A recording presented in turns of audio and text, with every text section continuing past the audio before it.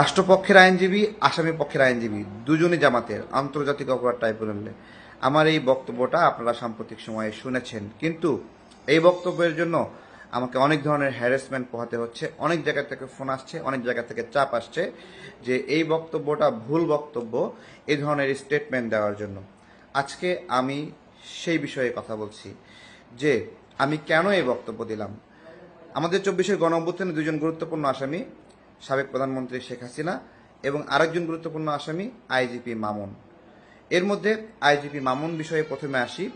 IGP Mamun রাষ্ট্রপক্ষের আইনজীবী তাজুল ইসলাম সহ তার সহযোগীরা কাজ করছেন, এবং আসামি পক্ষের আইনজীবী কে আছেন জাহিদ বিন আমজাদ।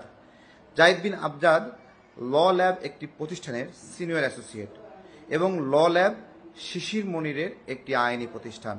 শিশির মনিরের আইনি প্রতিষ্ঠান ল ল্যাব আইজিপি মামুনকে আইনি সেবা দিচ্ছেন। এবং আইনি সেবাটা কেন দিচ্ছেন? একজন মক্কেল, একজন উকিল কেন ধরেন? বাঁচার জন্য।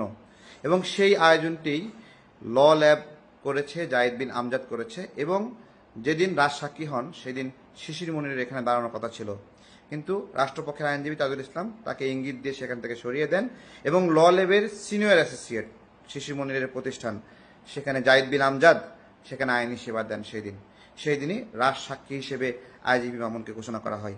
আইনজীবী মনির বলেন যে অন্যের ঘাড়ে বন্দুক রেখে আইজিপি মামুনকে বাঁচাতে তাকে রাজসাক্ষী করার কৌশল নেওয়া হয়েছে।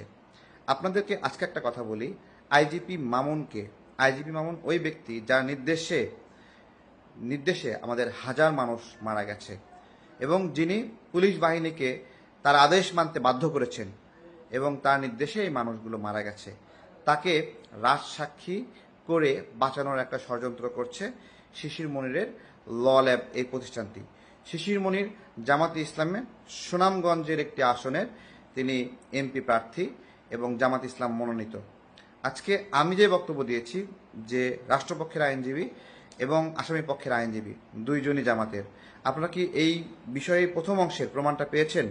এবার আমি আসি দ্বিতীয় বিষয়, সেটি হলো সাবেক প্রধানমন্ত্রী শেখ হাসিনার বিষয়ে যে মামলাটি, সেই মামলায় যেই বিচারক আইনি কাজ করছেন তার ভিডিওটি আমি এখানে দিচ্ছি। এই ব্যক্তি শেখ হাসিনাকে আইনি সেবা দিচ্ছেন। আমি অনেকভাবে খোঁজ নেওয়ার চেষ্টা করেছি যে শেখ হাসিনার পক্ষ থেকে এই ব্যক্তিকে আইনি সেবার জন্য নিয়োগ দেওয়া হয়েছে কিনা। আমি অনেকভাবে যাচাই করে পেয়েছি যে না, শেখ হাসিনার পক্ষে তাকে নিয়োগ দেওয়া হয়নি। তাকে কে নিয়োগ দিয়েছে? তাকে এই তাজুল ইসলাম ভাইরাই তারাই নিয়োগ দিয়েছেন, যে শেখ হাসিনার পক্ষেও